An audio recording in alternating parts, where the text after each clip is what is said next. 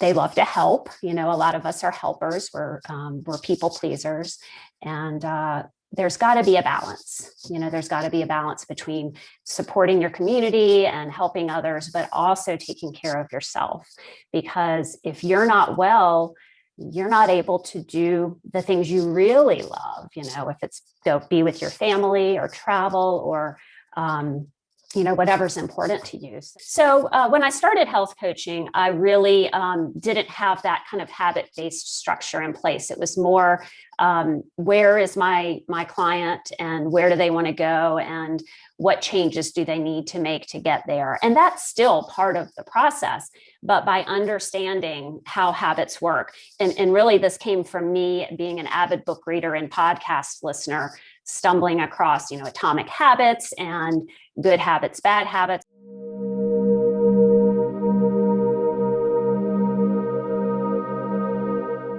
So I think the first step is really getting clear on your values.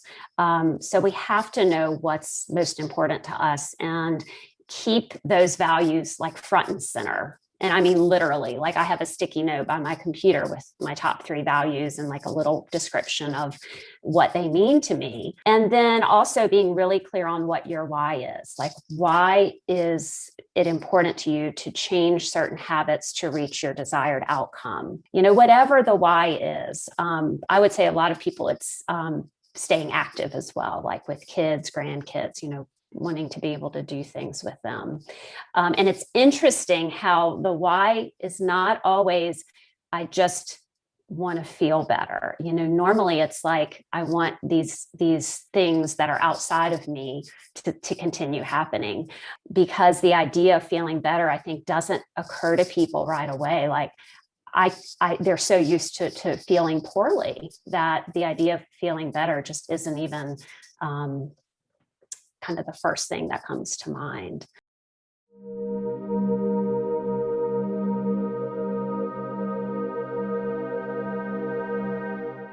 Taking an inventory of your strengths. So I have my clients do a strengths analysis, and that's something people struggle with a lot. Like, we don't like to say what we're good at and what our gifts are, you know. And then you kind of get to the nitty gritty of like building a habit. So you want to set up your environment to support this new habit.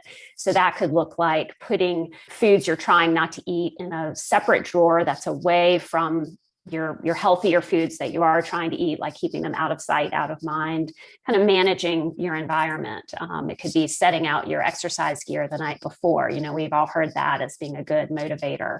And once you get these habits built, you don't have to be so structured around them. But when you're in the early phases, those little things help so much.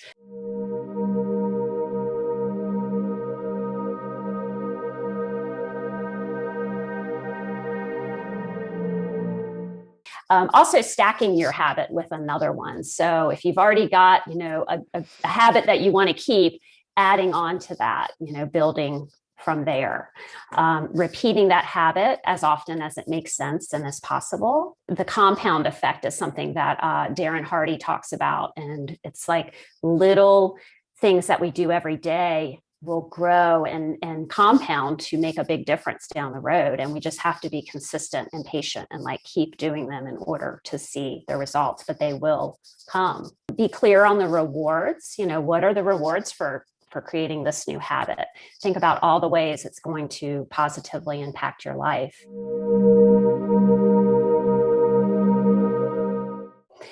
Being prepared for the barriers and the obstacles that we know are going to come up, because we can't control, you know, the stuff that's outside of us. We can only control what's inside.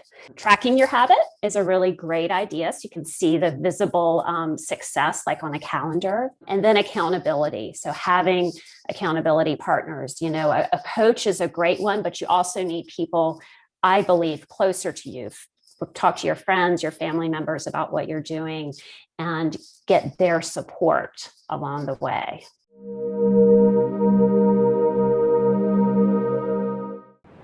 Annotated and summarized, easy to share with loved ones. The description below the title for this video has these summary points.